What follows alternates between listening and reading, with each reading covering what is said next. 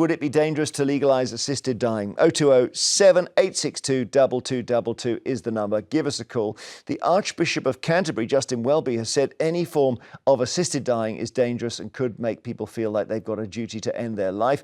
And this was him speaking to the BBC. This is real life that I've done. I've sat with people at the bedside and people have said, I want Mum, I want my daughter, I want my brother to go because this is so horrible. I haven't said that's the wrong thing to do. What I'm saying is something completely different, that introducing this legislation opens the way to people who aren't in that situation, asking for this or feeling pressured to ask for it. OK, so you go first, Saira. It is such an emotional subject, and I personally want to know what the for argument is and the against argument is. I personally feel you need to take religion out of this, but I personally am going through a family situation where I've got relatives who have no quality of life. And that no quality of life, it means that they can't look after themselves, they can't really talk, they can't move, they need assistance in every aspect of their life. Almost hospitalised. Hospitalised, and actually they themselves saying, I don't want to be like this. And that effect doesn't just happen, it's not just them being affected by it, the whole family is affected by it. And then obviously there is the financial costs involved where it just puts added pressure on. Now, that's one part. The other part is, obviously, some people can abuse that. Some people around the people who are not well can abuse that. So I need to hear what government has got to say and what the both sides of the argument are. Well, I mean, we know it won't just be a case of the family sitting around agreeing, oh, that's it, they're going to go. Somebody will have to be brought in to check that it's the wishes. Well, it would be two doctors, I think the suggestion is probably two doctors and a judge. I absolutely hear what you say, and like you, I want to treat this with humility because there are very strong views on both sides, and there are also a lot of people who don't quite know, I would suggest. Exactly. What worried me about what you said was that it has a negative impact on the people around them, because those are the situations where it might be open to abuse. So even if you have the doctors and even if you have the judge involved, if a family is pressurising a dying patient, and this would be limited to someone who's got a terminal illness and has 6 months to live, maybe at a stretch 12 months to live, then there is the concern that the patient would feel that pressure. And by the way, it can happen even without the family putting any active pressure on. The patient might feel like they are a burden. That's what really worries me about it. I am I agree about religion.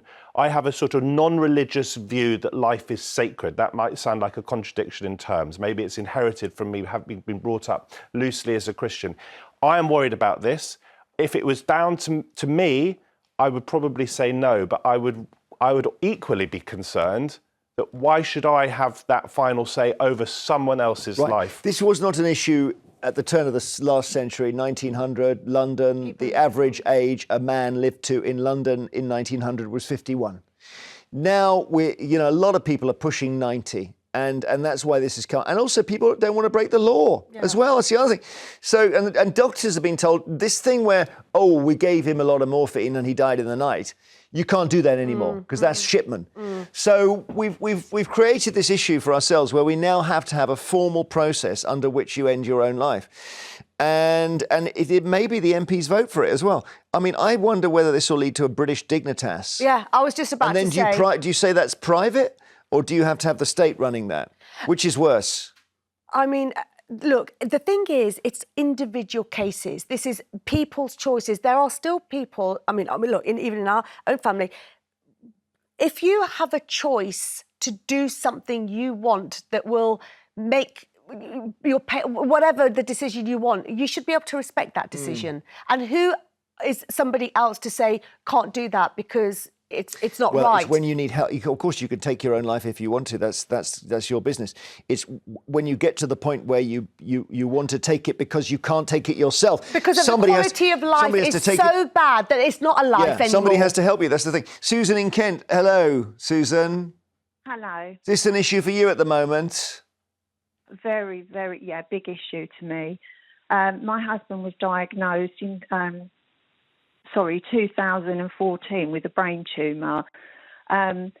Honestly, had the standard of care, the surgery, chemo and radiotherapy, and within about 5 months his tumour came back. So we decided to do nothing and just try healthy diets and things. But because he was poorly after the operation, he was given lots of morphine, and I had to drag him out of the bed. And they were saying that he's not going to last, he's going to die, and we're trying to help him to die, and I wouldn't let them do that. And I actually took him away to a hotel, and I had family against me as well, because the doctors were saying that he's going to die. He's not going to be here more than a couple of months. Yeah. So I hid him away. He lived a further 5 years. I swear to God. I can't hear you, Bella, so to keep the phone near your mouth. Sorry, keep going. Sorry, he lived a further 5 years, and he rode his bike, delivered leaflets. If I'd listened to the doctors, they're saying 2 doctors. I had 5 or 6 doctors telling me or telling us that he was going to die. But he had the quality of life, did he, for those 5 years? I swear he rode his bike. Okay. We got electric bikes. We went on holidays. I got a camper van because obviously he couldn't travel. Oh, yeah, doctors can be wrong. I mean, that's where I saw a story in the papers a year ago. A guy had been told he got 3 months to live. He gave away all his possessions, including his house. And the doctor said, we made a mistake. That's one of the reasons we got rid of the death penalty. It's because our judicial system can get it wrong. A jury can get it wrong. But we're not talking about that. We're talking about people who have no quality of life. The family are watching their loved ones not be the loved ones that they know. And the people who are in this situation, they are saying, I need an option. We're not talking about people who can get up and just, whatever. We're not talking about doctors making decisions. No. I feel we're talking about people who have no quality of life, and they are saying, I don't want this. We will take, and a classic is our friend Esther Ranson, who's had the most fantastic life. She doesn't want it to end in a lot of pain. That's right. She can see the end coming, and she wants to end it on her terms. Yeah. That's the classic, isn't it? Yeah. First, let's return to your calls on whether it would be dangerous to legalise assisted dying. The Archbishop of Canterbury thinks so. Do you agree with Justin Welby? Billy in South Ayrshire, do you agree? Hey, Billy. Good morning. Can you hear me? Yep, you're up on line 3. Morning. I do agree with the Archbishop's point. I'm a devout Roman Catholic and I'm pro-life. Yes. But one thing I will say is a lot of people don't agree with religious viewpoints, and that's obviously their opinion. But one thing I will say is this: life is sacred. It's a gift from God, and that's what people need to remember. Life is sacred. Well, meaning there's no way one person should ever help another person bring their own life to its end? No. Helping a person die, you're basically being a minion of Satan. That's the way I see it. A minion of Satan. Wow. Okay, and I know we've talked before and you've got health problems yourself, Billy. I do indeed, yes. I don't need to get into it because you obviously remember, Jeremy, but... Yeah, I do remember. No, I remember what you're dealing with. So do you worry that somebody at some point may say, well, Billy probably feels like he's a burden. Let's help him make the right decision? I have tried to take my own life in the past, but thankfully I haven't. Okay. Well, yeah, listen, I tell you what, religious convictions need to be respected. So I don't know, though, Saira, minion of Satan? I mean, I really have no comment on that. I just don't understand what that means. It means it's a very, very bad thing to do. Yeah, well, you know, when you talk to the British public, the majority, majorities, about 60 to 75% say that we need to have a discussion about this and talk about it. Quite interesting that in 2015 it was voted down rather emphatically in the House of Commons. But now, of the 650 MPs who were around then, something like 470 of them are no longer in Parliament because it had such a shift because of general elections. And it is now thought there's a distinct possibility that it will pass. Susan in Northamptonshire. Hi, Susan. Good morning. Is Good this morning affecting to your you? panel. Hello. Is this affecting you, this issue? Well, I agree with assisted dying. After looking after my husband for 6 months, who wanted to die, he was bedridden. He had a feeding tube, he had a catheter, he had prostate cancer, he had heart failure, had ulcers on his legs, and he just lay there like a baby, a 76-year-old man, having to be cleaned up every day. And he couldn't even talk. He'd lost every bit of energy. And he just wrote down. Were you caring for him at home, Susan, then, or was he in the hospital? I was, yeah. Oh. He went in hospital 4 times, but we had carers in, but it was a matter of getting up at 5 every morning to put his feeding pump on and not going to bed till it had finished at night. He knew it was exhausting for me as well. Susan, can I just ask, I'm sorry this is a really personal question, but did he ever say to you during that time, I don't want this, I want this to end? Yes, he said so when he was in hospital, in fact. And they just sent him home to die. But, of course, it carried on and it carried on and it carried on. It's also, I think, really hard for relatives. I mean, I think of my dad, took a long time to die, and I've got that image, and it's a really painful image for me, and it will be for you, Susan, because you want to remember him when he was 30, 40, 50. It was a dreadful image for me. He was like a skeleton. I can't even go. He had a bed downstairs in one of our rooms. I can't even go in that room because I just see his face. My dad I try and think of the good times. Yeah, it was horrible to see such an active man be like that. He had his own business beforehand. He was heating and plumbing engineer. Oh, I'm really sorry. Go on. No, I mean, my heart goes out to you, Susan, and my dad died of mesothelioma last year linked to asbestos, and I was caring for him, for the last 3 months, helping change pads, that sort of thing, which I actually found to be a privilege.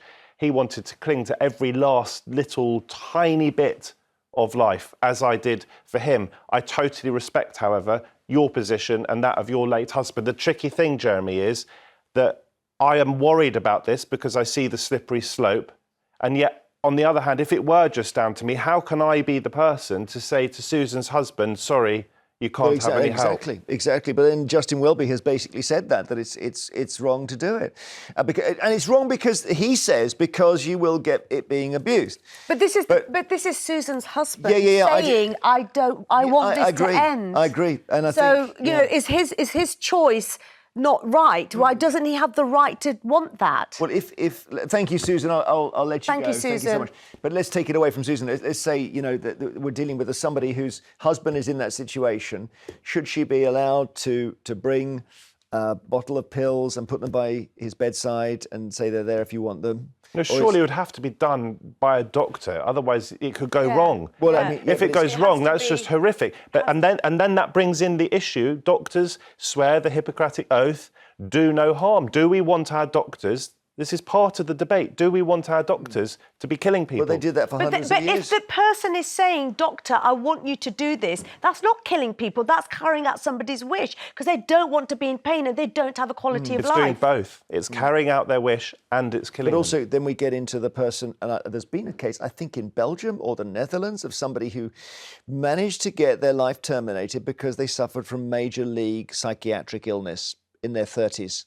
So they had a long-standing major depression. And this is not for that. We should be absolutely crystal clear. The proposal is not for that. It is for people with terminal illnesses. Yeah, but if you have major depressive illness for the whole of your life, that would feel terminal, believe me.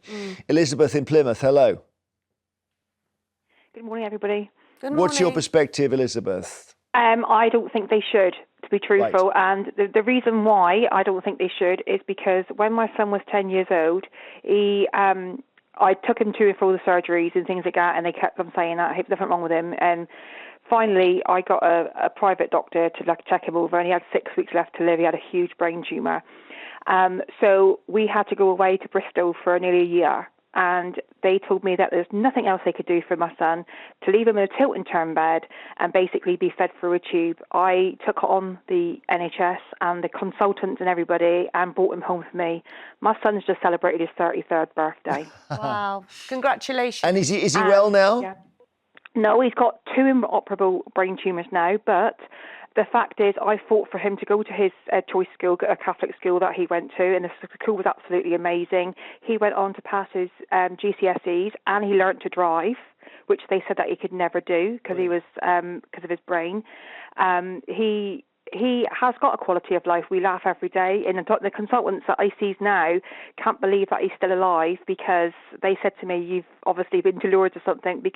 And I said, no, it's because I care. And I look after him, and we laugh every day. And, you know, he's absolutely amazing. So, yeah. And Well, I don't think he would have been...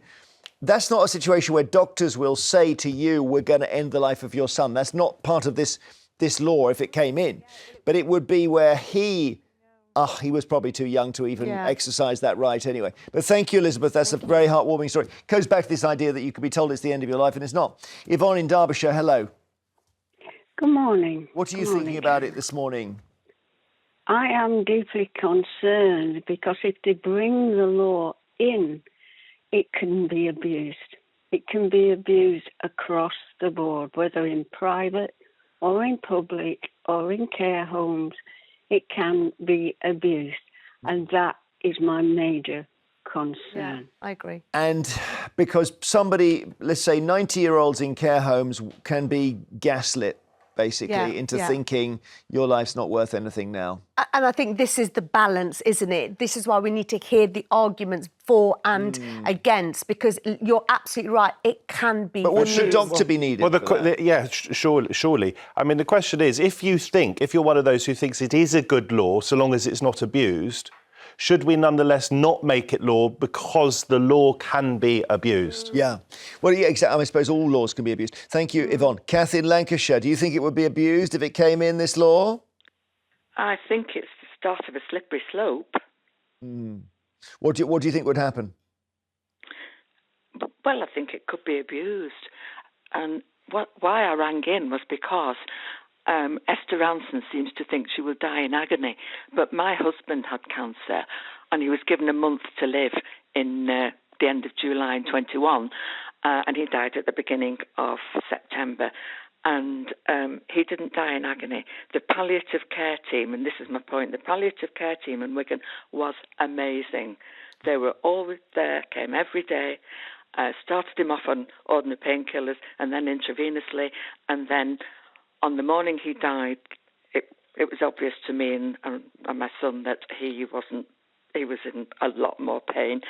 We rang the nurses, they came, opened a bag of anticipatory medicine, asked me was it all right to give him a big dose of morphine, and with my knowledge, I thought, I said, well, you need to ask my husband, so she did, because he was absolutely lucid all the time. Yeah. And they asked him, and he said yes, so my son and I both said, well, if it's going to get rid of his pain, yes. So in a way... I hear you. I mean, you're all in a way talking in code to each other there, aren't you? No one's saying this dose of morphine is likely to be fatal. No one's saying that. But it's what he needs to help him through the pain. And you've all agreed to it. And that, in a way, that's the way this happened for years. But for some reason, doctors now, a lot of doctors won't do it because they worry they'll be told they deliberately administered an overdose and they'll be prosecuted for murder. I mean, that's what we've got going on. So... Well, I think that sounds like, in a way, if it always worked like that, Kath, that's the way most people would want to go, surrounded by their loving family. He was in his own bed, surrounded by his son and daughter. In fact, my granddaughter, who was only 12 at the time, said, oh, Granny, I should have been there when he died. And we said, no, you were better staying with your daddy. And then they came with me to the funeral parlour, actually. And... So, yes, he couldn't have had a better death. He didn't want to die. And if we'd said to him 5 weeks prior to his death, do you want us to end it? He'd have said no. Yeah. No, I hear you. Thank you, Kath. Thank you so much. Part of the problem with this law is it's going to make everything really explicit. Shelley in Newcastle, time for your call. What would you like to say? Hi.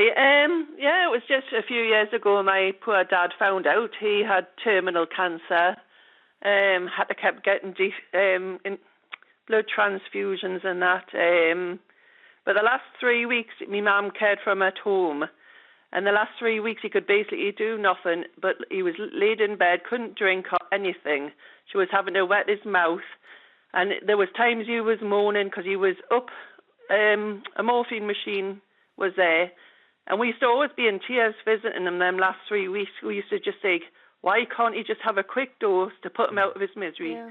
It was so upsetting to watch. And I thought I wouldn't see one of my dogs lie there in pain like my poor dad was at the end. So they didn't do what they did with I Kath's think- husband? Pardon? They didn't do what they did with Kath's husband, which is just very discreetly to say, we have a dose here big enough to stop him hurting again, and you know exactly what they're talking about. Mm-hmm. Well, we would have said yes, because there was no dignity in it, and bless him, and my poor mother, she hardly slept as well. She didn't get hardly any help at home with him.